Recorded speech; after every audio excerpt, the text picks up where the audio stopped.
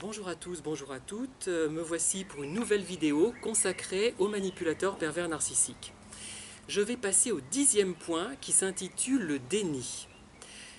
Alors, vous vous rendrez compte au fil de la vidéo que je ne suis pas toujours d'accord avec ce que je peux lire et notamment avec certaines conceptions de la masculinité et de la féminité, mais n'anticipons pas, chaque chose en son temps. Alors, le PN, le pervers narcissique, se construit autour du déni. Déni de sa souffrance, déni de ses conflits intérieurs, déni, déni des guêpes ou des abeilles, non, pardon, déni de la loi et des règles, déni de la différence et notamment des générations, déni de la différence sexuelle, déni de la filiation, déni de la mort, déni du vieillissement, déni de la responsabilité et déni du déni. Voilà. Alors en fait, il se prend pour un Dieu tout-puissant, du moins un être tout-puissant, hein, voilà. Puisque un Dieu tout-puissant, c'est presque un pléonasme.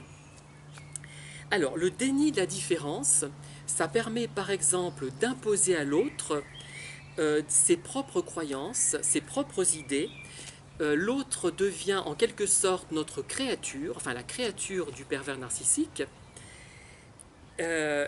Une créature donc qu'il aurait lui-même inventée et qui serait en quelque sorte programmée par le manipulateur.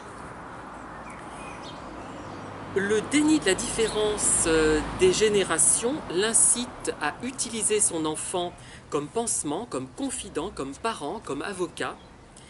Le déni de la différence sexuelle l'empêche de reconnaître, c'est là que je vais bondir, je vais d'abord exposer la situation et après je bondirai. Hein. Je cite un psychologue. Hein. Le déni de la différence sexuelle l'empêche de reconnaître la part féminine en lui et dans les autres. Il est cette part féminine vulnérable, sensible, émotive. Il voue un culte à la toute-puissance, de la force et à tout ce qui est rationnel, à la violence. Voilà. Alors là, est-ce que je bondis malgré mes problèmes de dos qui restent un peu présents? Est-ce que j'essaie de me calmer? Est-ce que j'essaie de boire un verre d'eau? Est-ce que j'essaie de passer à autre chose? Non. Ça m'a vraiment agacé de parler pour qualifier la sensibilité, la vulnérabilité, l'émotivité, dire que c'est féminin, pour moi c'est du sexisme. De la même façon, dire que la violence, la force, la rationalité, c'est masculin, c'est également du sexisme. La seule question que je me pose, c'est quand sortira-t-on enfin de ces lieux communs, de ces contre-vérités, de ces éléments qui stigmatisent les populations? Moi, par exemple, je ne suis pas d'une grande virilité, ni dans... Enfin, je ne suis pas, comment dire, le prototype de l'homme viril tel qu'on l'entend habituellement. Mais encore faudrait-il définir ce qu'est la virilité, admettons. Mais il y a toutes sortes de catégories de personnes. Quand on dit, par exemple, les homos, ils assument leur part de féminité, ils n'assument pas leur part de féminité.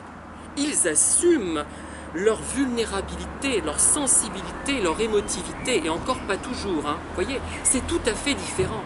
Et là, j'aimerais vraiment faire passer ce message qui est très très important pour moi.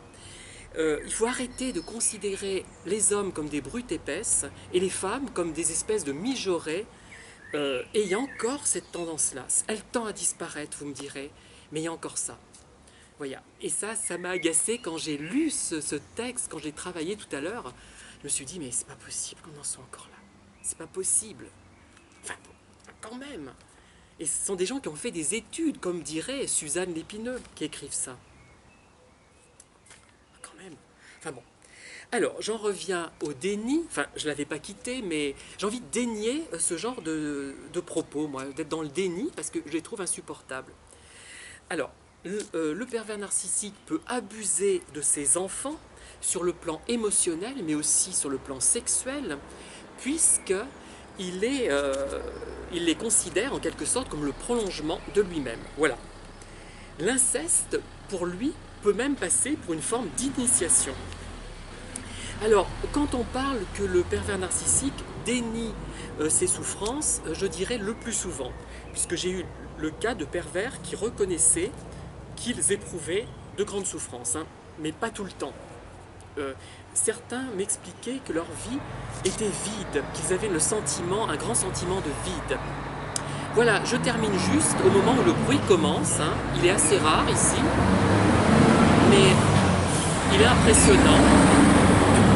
Ah, c'est une bétonnière, hein. Il y a peut-être des constructions, ce qui prouve que la ville est en pleine expansion, puisque vous savez que on peut comment dire, mesurer l'importance du fonctionnement économique d'une ville en comptant le nombre de grues.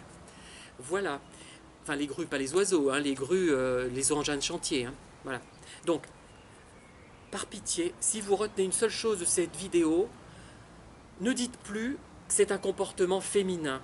Dites, il est homo, donc il assume, et encore pas tous les homos. Hein. Il y a beaucoup qui sont plutôt façon hétéro. Moi, je suis une exception. Hein. Il assume sa sensibilité, il ose faire preuve de sensibilité. Ce n'est pas pareil, ce n'est pas féminin la sensibilité. L'intuition n'est pas féminine.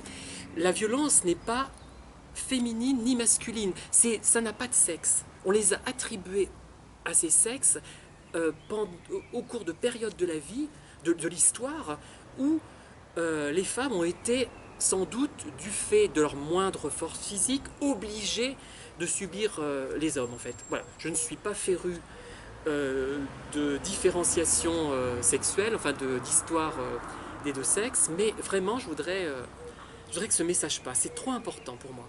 C'est comme, tiens, j'en finis là-dessus, c'est comme cette amie que j'avais qui me disait « Ah ben toi tu t'intéresses à l'opéra comme tous les homos ».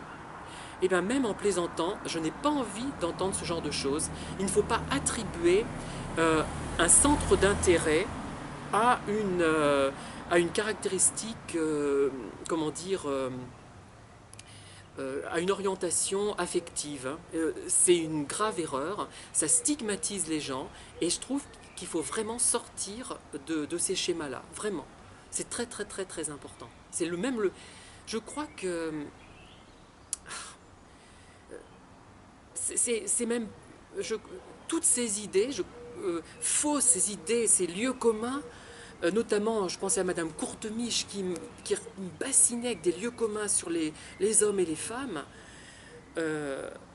Ça fait énormément de mal et c'est une des, je pense, une des dimensions qui crée la perversion narcissique. Certainement. Je pense que, comme je vous l'ai expliqué, que ce déni qu'ont les pervers d'eux-mêmes finalement, c'est aussi le déni de leur sensibilité, c'est le déni de ce qu'ils sont. Donc c'est très très important tout ça. Bon, je ne suis pas suffisamment féru, enfin suffisamment documenté plutôt sur cette question pour vous, pour l'expliciter suffisamment bien, mais je pense que vous serez sensible et que vous comprendrez à quel point c'est important. Voilà, de ne pas tomber dans ce piège d'associer violence aux hommes et sensibilité aux femmes. Ça n'a pas de sens. Ça n'a pas de sens. Voilà. Bon, allez, j'arrête. Il va bientôt pleuvoir, du moins je le crois. Et je vous dis à très bientôt pour la vidéo qui concernera le 11e point.